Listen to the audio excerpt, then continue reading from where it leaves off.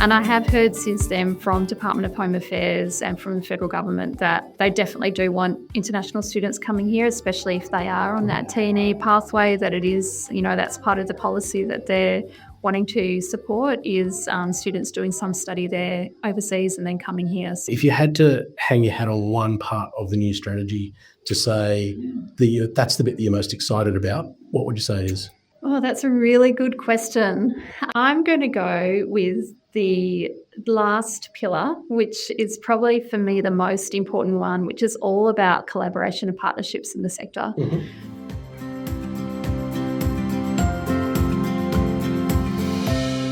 Caroline Hartnett, Director Study Melbourne, welcome to the Global Horizons podcast. Thank you very much, Dirk. Absolute pleasure to be here. Excellent.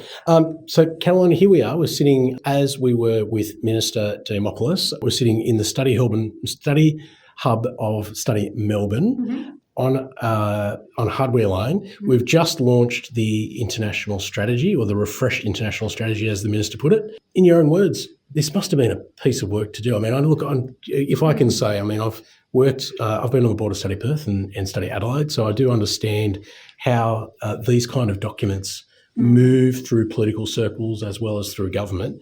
But getting something like this approved and then finally to launch must have been an awful lot of work. Yeah, look, let's say it was a long gestation. So we're really, really proud to have the strategy out. So it's called Study with Victoria. Mm-hmm. And we were working on it late last year. We went to public consultation. I think it was mid-November to mid-December. And then, really drafting it up and getting it ready for release. We did have a change in ministers in April with a couple of ministers resigning pre-election. A cabinet reshuffle, and then Steve Demopoulos became our minister. And need to get ministers across these things and make sure they're comfortable and get all the right endorsements and government approvals. Really, really pleased to be launching it today. Good. You've obviously done a great job with the minister because he seems really on board. It seems like he, if I can be honest, like I've been around the country, I've seen lots of ministers speak. He's felt like today he spoke off the cuff with a great passion for Victoria, a great passion for international education, and a real strong belief in the values that international education not just bring to the state, which obviously is his jurisdiction and your jurisdiction, but to the country and just the real value of it, which I think is something that, to be fair, we've probably been missing in public discourse of late. Yeah, it's easy to, I guess, read the bad news a lot. So it is always really terrific to hear from a minister from a minister, state or federal, hopefully, around the benefit of international students to our communities, to our classrooms, to our broader society. International students are just so integral to who we are as a society and a community, and it's the lifeblood of who we are in Melbourne, who we are in Victoria, and I think broadly as Australia. We're a multicultural society, and international students are the absolute backbone of that. Excellent. And on the back of this new plan will continue to be, no doubt. Absolutely. So, excellent. Yeah. Let's talk a little bit about the plan. I was very fortunate, I guess, to have an advanced copy of it. I noticed, for me, what stood out was the structure of it. And for me, there was kind of 5 key pillars. And if I can, I'll just read these because my memory's not as good as what it used to be. But A is the student experience. B is employability and alumni connections. C is the promotion of Victoria's education offering. D is global connections and partnerships.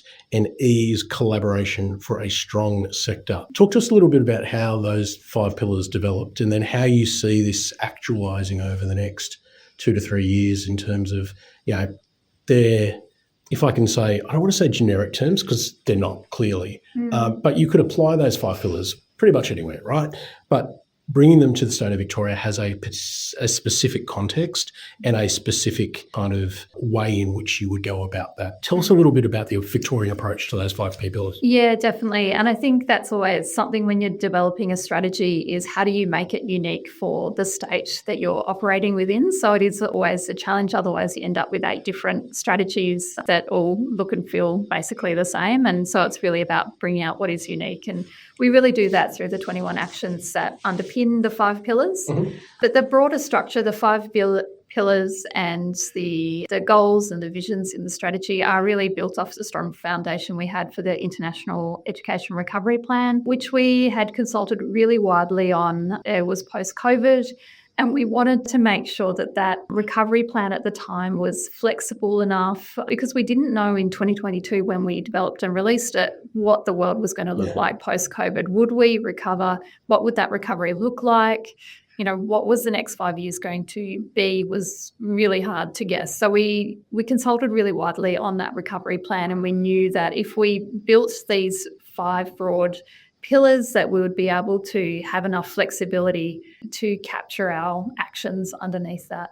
So really with this new strategy, it is about picking up the framework of the recovery plan and just, I guess, giving it a bit of a shake and readjusting it for where we are at now in 2026. Definitely not in recovery anymore. I'm really thinking about resilience, and I think for me as well, adaptability, which is a word that we don't have in there, but is definitely really coming through strongly in our work at the moment. So really for us, the 5 pillars being underpinned by those 21 actions, that's how we're going to drive a lot of the unique programs and offerings that we have here in Study Melbourne. Awesome. We mentioned a little bit about students being onshore and being here in the Study Hub.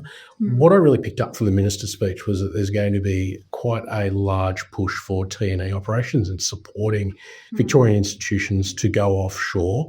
That obviously looks and smells slightly different, but as the Minister said, there's a real connection back to Victoria on that. Can you maybe expand a little bit on what the Minister spoke about, some of the initiatives that you're pursuing as a Sydney sider and as someone who spent a lot of time in Western Australia? Certainly Curtin and Murdoch were universities that had strong offshore presences. But when you come to Victoria, you really feel the weight of someone like Monash, who's just in recent months announced $1 billion investment in Malaysia.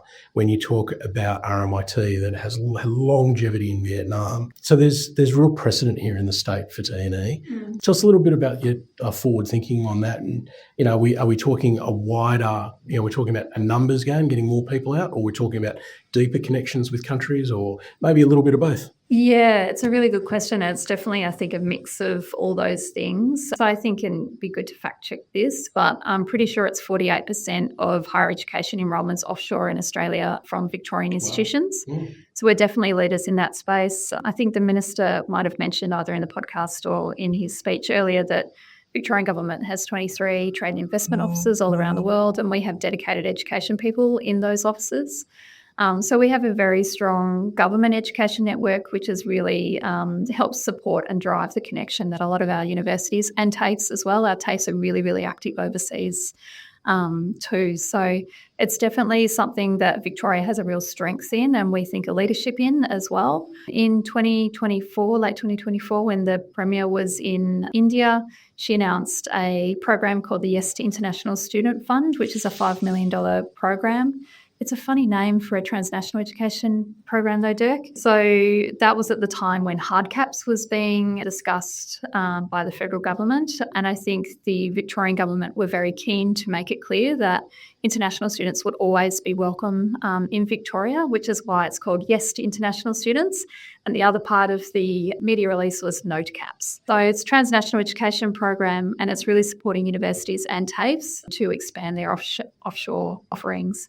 So it's really helping them do that. But I think as well, we have to be really conscious as a government that we're not pushing entities or institutions to do T&E where there isn't a real opportunity for them, or maybe there's not the capacity or capability to do T&E. And that might be generally, or it might be specifically in one market or in one area.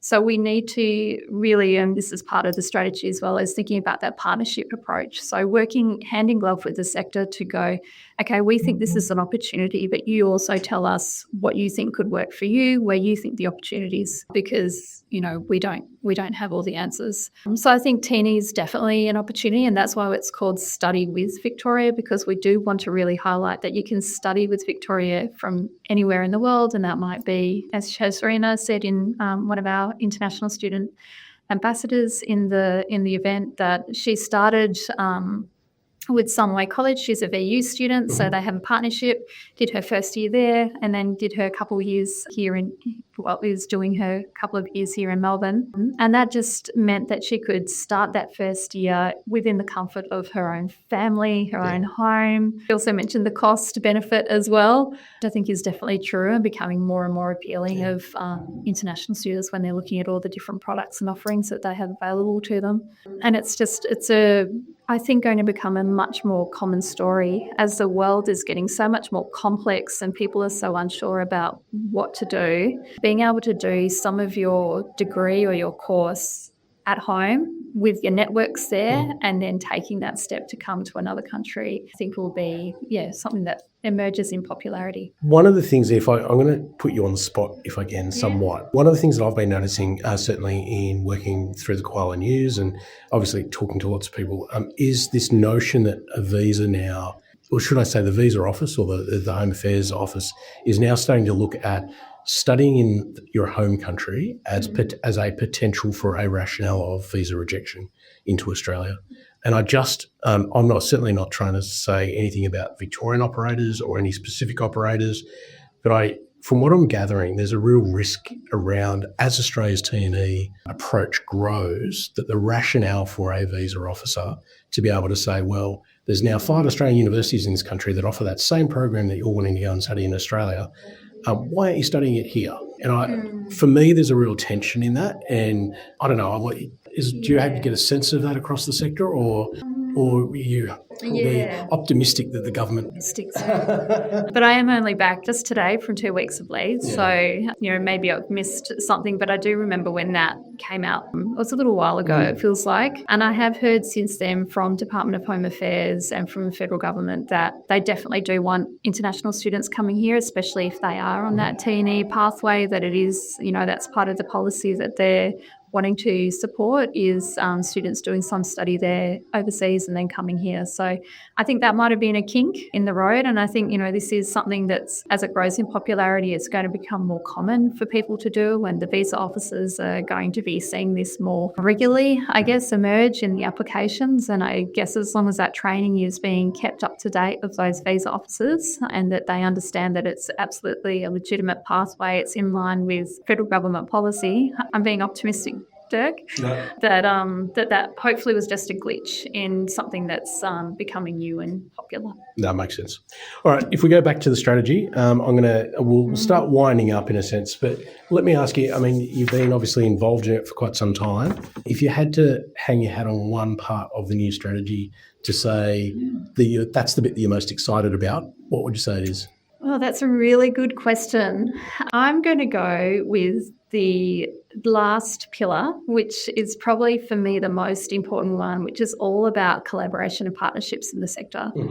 Because we don't exist without the sector. We can promote the city and the state until the cows come home, but if there aren't the amazing institutions and education providers doing what they do and do an amazing job of, then there's no point of us doing that. We're just a tourism agency.